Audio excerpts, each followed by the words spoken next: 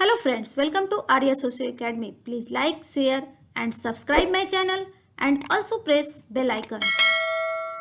Hello friends, welcome to Arya socio academy. आज का जो एमसीक्यूज़ है वो समूह पे आधारित है और समूह से संबंधित लिंक आपको डिस्क्रिप्शन बॉक्स में मिल जाएंगे। वहाँ से आप समूह से संबंधित वीडियोस को देख पाएंगे और इन सभी क्वेश्चंस को आप खुद आसानी से हल कर लेंगे। चलिए शुरू करते हैं आज का क्वेश्चन नंबर 1। निम्नलिखित में से कौन एक प्राथमिक समूह का निर्माण करता है? देखिए, प्राथमिक समूह का निर्माण कौन करता है? प्राथमिक समूह की बात कूले महोदय करते हैं। उन्होंने प्राथमिक समूह में परिवार, पड़ोस, मित्र मंडली, रिश्तेदार इत्यादि को रखा है। तो यहाँ क्वेश्चन क्या है? कौन एक प्राथमिक समूह का निर्माण करता है? ए, कारागार के सभी समवासी। बी, गन्ना रोपने वाले श्रमिक। ये नहीं होगा। प्राथमिक समूह में कारागार के सभी समवासी, कारागार में रहने वाले, तो ये प्राथमिक समूह नहीं बनाएंगे। एक महानगर के अधिक अनामिक समूह के सदस्य। यहाँ महानगर की बात हो गई, यहाँ द्वितीयक संबंध होते हैं, द्वितीयक समूह की प्रधानता होती है। माँ और उसके 3 बच्चे। अभी हमने क्या कहा था कि कूले महोदय परिवार, पड़ोस, मित्र मंडली इत्यादि को प्राथमिक समूह के रूप में देखते हैं। तो यहाँ माँ और उसके 3 बच्चे क्या है? यहाँ परिवार का निर्माण कर रहे हैं, तो अर्थात यह प्राथमिक समूह का निर्माण कर रहे हैं। तो फर्स्ट का आंसर हमारे यहाँ बनता है डी। Next question number 2। वह समूह जो किसी व्यक्ति को उसी एक ही समय में वैसे ही दूसरे समूह से जुड़ने की अनुमति नहीं देता है।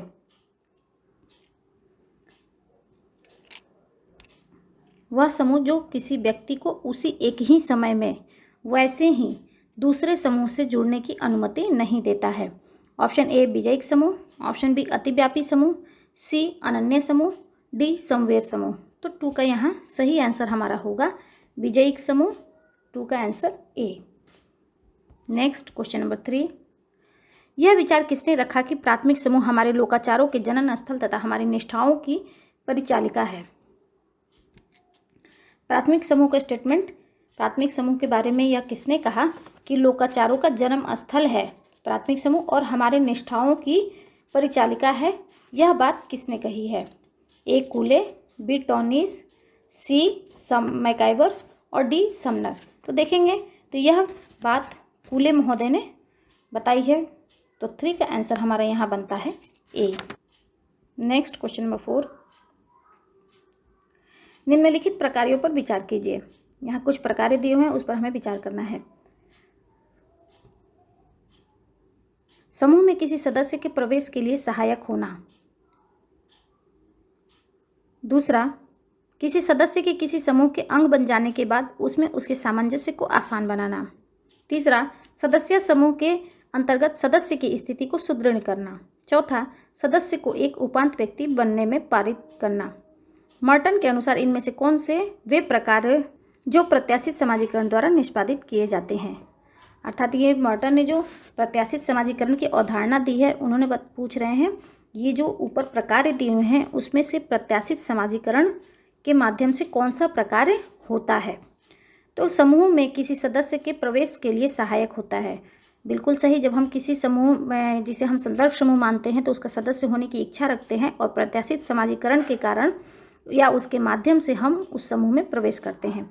किसी सदस्य के किसी समूह के अंग बन जाने के बाद उसमें उसके सामंजस्य को आसान बनाना। हाँ, बिल्कुल सही। जब हम दूसरे समूह के सदस्य बनेंगे तो उससे हमारे उस समूह से हमारे सामंजस्य को प्रत्याशित समाजीकरण आसान बनाता है। सदस्यता समूह के अंतर्गत सदस्य की स्थिति को सुदृढ़ करना। यह सदस्य की स्थिति को सुदृढ़ करने की बात नहीं होती है। सदस्य को एक उपांतित व्यक्ति बनने में प्रेरित करना, यह उपांतित व्यक्ति बनाने की ओर नहीं है। तो हमारा फर्स्ट और सेकंड जिसमें होगा वही हमारा सही आंसर होगा। अर्थात 4 का आंसर हमारा यहाँ क्या बन रहा है? सी। 4 का answer C. Next question number 5। नकारात्मक संदर्भ समूह का अध्ययन किया है। ए, हैरी एम जॉनसन ने। बी, राल्फ लिंटन ने। सी, थियोडोर काप्लो ने। डी, विलियम स्कॉट ने। अगर यहाँ देखें तो यहाँ पूछ रहा है नकारात्मक संदर्भ समूह। अगर आप कहीं बुक में पढ़ेंगे तो संदर्भ समूह में सकारात्मक और नकारात्मक 2 संदर्भ समूह की बात कौन करता है? मॉर्टन महोदय करते हैं। वो न्यूकॉम्ब से प्रभावित होकर न्यूकॉम्ब महोदय ने नकारात्मक समूह और सकारात्मक समूह की बात की थी, जिससे मॉर्टन महोदय प्रभावित होकर संदर्भ समूह के बारे में उन्होंने नकारात्मक समूह, संदर्भ समूह और सकारात्मक संदर्भ समूह की बात की थी। नकारात्मक संदर्भ समूह वो समूह है जिसके मूल्य, मान्यताओं, विचारों, विश्वासों इत्यादि चीज़ों को हम नहीं अपनाते हैं, उसके विपरीत हम अपनाते हैं। जैसे आतंकवाद है, तो आतंकवाद बहुत सारे लोग नहीं अपनाते हैं, तो इसलिए जो वो ग्रुप जो हमारे लिए संदर्भ होगा वो क्या होगा, नकारात्मक संदर्भ समूह होगा। तो इसकी बात या इसका अध्ययन किसने किया है? तो यहाँ अगर मॉर्टन ऑप्शन में नहीं है, यहाँ मॉर्टन ऑप्शन में नहीं दिया हुआ है, तो हमारा आंसर होना चाहिए विलियम स्कॉट। विलियम स्कॉट इसके बारे में चर्चा करते हैं, नकारात्मक संदर्भ समूह की बात करते हैं। तो 5 का आंसर यहाँ बनता है डी। नेक्स्ट क्वेश्चन नंबर 6, निम्नलिखित में से संदर्भ समूह व्यवहार की विशेषताएं कौन सी हैं? संदर्भ समूह व्यवहार की विशेषताएं पूछ रहा है। ए, तुलना, दूसरा मूल्यांकन, तीसरा समानुकरण, चौथा अस्वीकृति। तो क्या होता है, हम तुलना करते हैं, अपना मूल्यांकन करते हैं, सापेक्ष वंचना की बात होती है, समानुकरण उनके अनुसार हम अनुकरण करते हैं, उनके चीज़ों का हम अनुकरण करते हैं। अस्वीकृति जिसे हम संदर्भ समूह व्यवहार मानते हैं, तो यह अस्वीकृति जैसी बात नहीं होती है। तो अर्थात हमारा 6 में संदर्भ समूह व्यवहार में हमारा आ जाएगा 1, 2 और 3 इसका सही आंसर होगा। तो 6 का आंसर हमारा यहाँ बनता है ए। नेक्स्ट क्वेश्चन नंबर 7, जब वे लोग जो निर्धनता के न्यूनतम स्तर से ऊंचे उठ चुके हों, न्यूनतम स्तर से ऊंचे उठ चुके हों, विशेषाधिकार प्राप्त लोगों के विरोध में, जो पहले से जो विशेषाधिकार प्राप्त है उनके लोगों के विरोध में नागरिक अशांति में लग जाएं, अर्थात जो पहले से जिन्हें विशेषाधिकार प्राप्त हैं उसके विरोध करते हैं, जो निर्धनता से ऊपर उठ चुके हैं, निर्धनता के न्यूनतम स्तर से ऊपर उठ चुके हैं, वैसे लोग जो पहले से विशेषाधिकार प्राप्त लोग हैं उनके विरोध में अगर बात करते हैं या नागरिक अशांति में लग जाते हैं, तो इस अभिव्यक्ति को क्या कहेंगे? ए, सापेक्ष वंचना की, बी, सामाजिक असमानता की, सी, सामाजिक गतिशीलता की, डी, गुटबंदी की। तो अगर यहाँ देखिए तो हमारा क्या बनता है यहाँ सापेक्ष वंचना, क्योंकि यहाँ हम तुलना कर रहे हैं, कंपेयर कर रहे हैं और हम उसका विरोध कर रहे हैं, तो इसलिए 7 का आंसर हमारा यहाँ बनता है ए। नेक्स्ट क्वेश्चन नंबर 8, यह कथन कि भारतीय संस्कृति पश्चिमी संस्कृति से उच्च है एक उदाहरण है। यह किसका उदाहरण है? ए, सांस्कृतिक सापेक्षता का। सांस्कृतिक सापेक्षता का तात्पर्य है कि जो भी संस्कृति होती है अपनी परिस्थिति के अनुकूल होती है, अर्थात किसी भी संस्कृति का हम कंपेयर नहीं कर सकते, हर परिस्थिति अपने पर्यावरण के अनुकूल होती है। तो ये तो यहाँ होगा नहीं उसके अनुसार। नृजाति केंद्रीयवाद, नृजाति केंद्रीयतावाद, एथनोसेंट्रिज्म जो होता है यह होता है हम और वे की भावना पे आधारित होता है, अर्थात यहाँ क्या कर रहा है, भारतीय संस्कृति पश्चिमी संस्कृति से उच्च है। यहाँ अपने आप को श्रेष्ठ समझना और दूसरों को हीन समझना, अपने आप को हम की भावना से देखना और दूसरे को वे की भावना से देखना, अर्थात अपने आप को ऊंचा समझना, बेस्ट समझना, ये क्या है, एथनोसेंट्रिज्म कहलाता है। तो यहाँ क्या है, भारतीय संस्कृति पश्चिमी संस्कृति से उच्च है, हम भारतीय संस्कृति की तुलना कर रहे हैं और अपने आप को उच्च बता रहे हैं, तो ये क्या हो गया, एथनोसेंट्रिज्म का उदाहरण हो गया। तो 8 का आंसर यहाँ हमारा हो जाता है बी। 8 का आंसर हमारा यहाँ हो जाता है बी। नेक्स्ट क्वेश्चन नंबर 9, एक समूह जो एक व्यक्ति को एक ही समय में अन्य समान समूहों में सम्मिलित होने की इजाज़त नहीं देता है। एक व्यक्ति को एक ही समय में अन्य समान समूहों में सम्मिलित होने की इजाज़त नहीं देता है, मतलब एक समय में किसी एक समूह में रह सकते हैं। ए, नियोजी समूह, बी, अंतः समूह, सी, बंद समूह, डी, समवेत समूह। तो देखेंगे बंद समूह जो है वो क्या है, इसमें एक ही समय में दूसरे समूह में सम्मिलित होने की इजाज़त नहीं होती है, बंद समूह होता है, अर्थात इसमें परिवर्तन की संभावना बहुत कम होती है। तो 9 का आंसर हमारा यहाँ हो गया सी। नेक्स्ट क्वेश्चन नंबर 10, निम्नलिखित में से किसने आद्य प्राथमिक समूह की संकल्पना का विकास किया, अर्थात अर्ध प्राथमिक समूह की बात किसने की है? A, Edward Shils, B, C.H. Cooley, D, Erich Fromm, C, Erich Fromm, D, George Homans. तो अगर हम यहाँ देखें तो अर्ध प्राथमिक समूह की बात कूले महोदय करते हैं। तो इस क्वेश्चन के अनुसार हमारा आंसर यहाँ हो जाता है बी, अर्ध प्राथमिक समूह की बात कूले महोदय करते हैं। लेकिन एक और चीज़ आप लोग ध्यान रखें, अर्ध समूह या अर्ध आभासी समूह की बात गिन्सबर्ग तथा बोटोमोर करते हैं और संभाव्य समूह की बात मेयर महोदय करते हैं। तो यहाँ ये आप लोग याद रखिएगा और वीडियो में देखेंगे तो इसको आप समझ लेंगे। तो यहाँ 10 का आंसर यहाँ बनता है बी। नेक्स्ट क्वेश्चन नंबर 11, अगर एक गिरोह किसी एक प्रतिद्वंदी गिरोह के साथ संघर्ष में सम्मिलित होता है तो अंतर समूह संघर्ष समानता, तो अंतर समूह इन दोनों समूहों के बीच में संघर्ष क्या होगा। जैसे यहाँ एक कोई गिरोह है जो उसका प्रतिद्वंदी है, एंटी है, और उसके गिरोह के साथ संघर्ष में अगर इसका किसी के साथ संघर्ष हो रहा है तो यह इसके साथ मिल जाएगा उस संघर्ष में।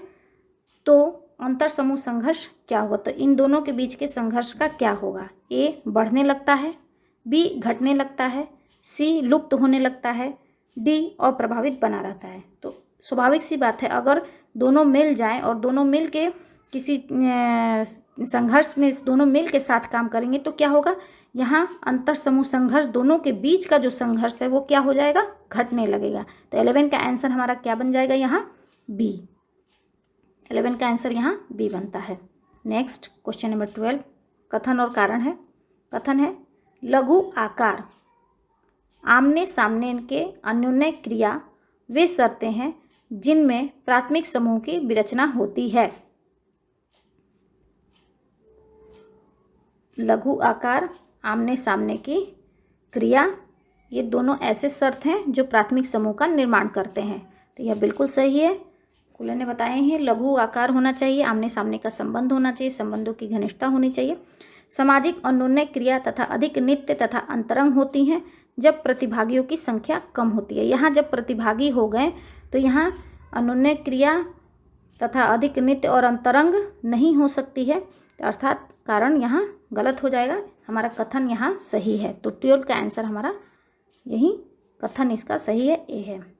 नेक्स्ट क्वेश्चन नंबर 13, जिन व्यक्तियों की समान आय होती है, यहाँ आय की बात है, आय समान होती है, अथवा जो आयु और पेशा व्यवसाय तथा शिक्षा जैसे रूपों में एक जैसे होते हैं उन्हें समाजशास्त्रीय अर्थ में जाना जाता है। अर्थात जिन व्यक्तियों की आयु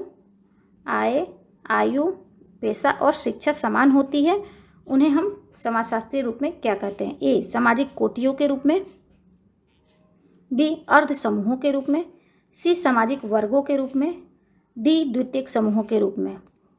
तो यहाँ व्यक्तियों की समानता की बात है, यहाँ संबंधों की बात नहीं है। जब भी हम प्राथमिक समूह, द्वितीयक समूह इत्यादि की बात करते हैं तो वो क्या है, वो तभी जब संबंधों पर हम ध्यान देते हैं तो वो समूह के रूप में हम उसकी चर्चा करते हैं। तो यहाँ द्वितीयक समूह नहीं होगा, संबंधों की बात नहीं है, यहाँ सिर्फ समानता की बात हो रही है।